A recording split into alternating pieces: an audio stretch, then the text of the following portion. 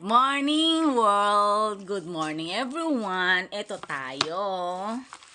Meron tayong aloe. Ito ang aloe. Aloe vera ito guys. Ito. Yan. Ito ang aloe na nilalagay ko sa aking hair kasi bumabagsak ang kapag lahat ng mga hair na bumabagsak, ginaganito lang. Yan. Yan. Ganyan lang ginagawa ko. And then, magdamag yan bago ako maligo kinabukasan. Yan ang aking therapy sa aking buhok. Kaya, ginagawa ko ito, lalo noong bata pa ako guys, coconut naman. Ngayon dito ay aloe, kasi ang aloe ay meron ako. At hindi lang sa aking buhok, kundi, kasi yung mga iba, nalagas. Ngayon, hindi naman nalagas yung aking, kaso nga lang, inaano ko. Ngayon, ginaganito natin. Ayan, oh. Meron tayong ginaganyan ba? And then, sa akin, dinediretso ko siyang ipinapahid sa aking mukha. Ayan. Kasi, maganda ito para sa skin at lalo sa ating mukha, sa ating pagtanda. Ayan guys, ganyan lang siya.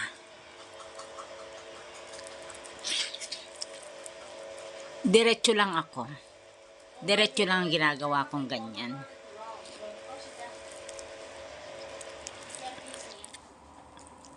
Hindi ako naglalagay ng mga kung ano-anong mga ng iba-ibang cream. Ito lang ang aking ginagawa.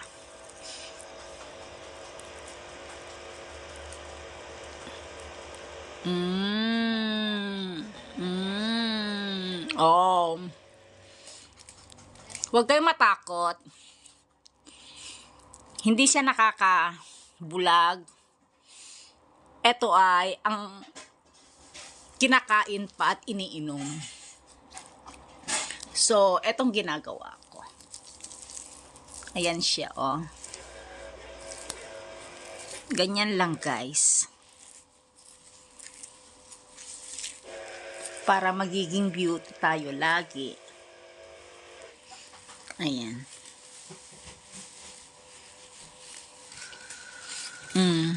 Kita nyo?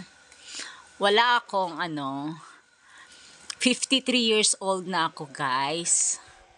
Pero hindi ako naglalagay ng cream.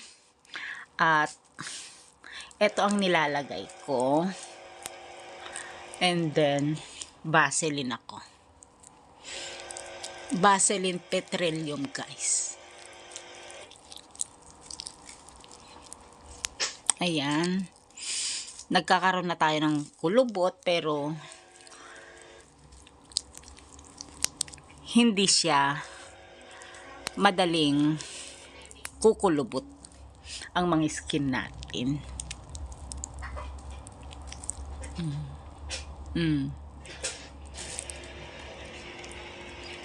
Ganyan.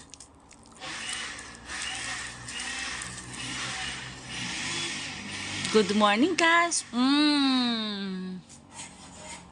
Ayan tayo. Ayan guys. Tapos imamassage natin. Ayan.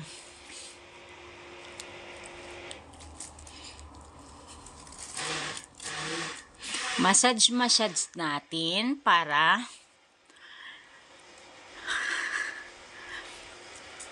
gagana yung skin nating mabinat. Ayan siya. Kasi need natin ma-spread ang mga balat natin.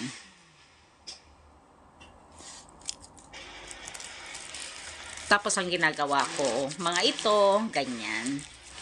Lahat para hindi tayo agad kukulubot.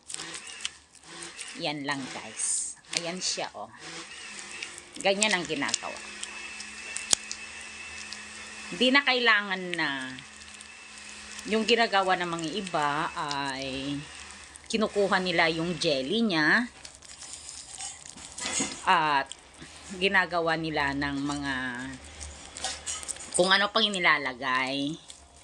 Sa akin, okay lang naman yon kasi mas lalagyan nila ng mga coconut oil, lalagyan nila ng olive, vitamin, so mas nakaka-affective ng mga ganoon kasi marami na siyang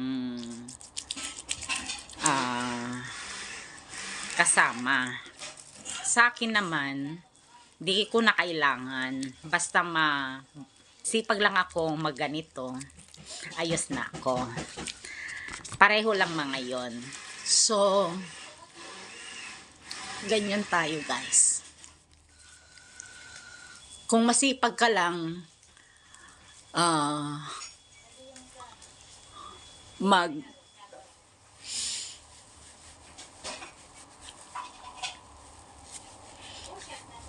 magmassage tong mga balat mo, mga hair mo, okay na yon. Ako ay busy naman, kaso nga lang paminsan-minsan pag may time ako, binibiyan ko pa rin ng oras ng aking sarili, lalo ng aking mga kakailanganin na sa atin face, itong balat natin, kasi nakakatulong ito sa ating pagtanda para lagi tayong mukhang bata. Oo. Ano tayo, tatanda tayo at kukulubot din tayo. Lahat tayo ay kukulubot, pero natatagalan lang ang ating taon. Ayan guys. O, diba? Ganyan lang tayo. O. See? Massage tayo hanggang eto ang ating